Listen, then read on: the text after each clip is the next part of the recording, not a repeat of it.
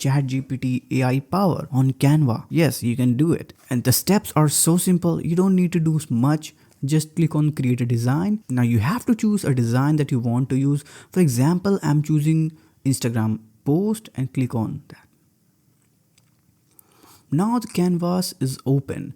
Now what you need to do is on the left sidebar you can see elements, text, brand, uploads, but you have to go to apps. Now after going to app option, you have to search the app that you want to use. For example, I'm using ChatGPT. Now after click on ChatGPT, you can see DAL-E. DAL-E is the product of OpenAI, which owns ChatGPT 2. Now click on DAL-E and now click on the generate button. Now you can give a prompt to generate an image. For more images, there are a lot of apps too that you can use to generate AI images and videos. So this was how you can integrate ChatGPT with Canva. It's so simple. I'll see you in the next one.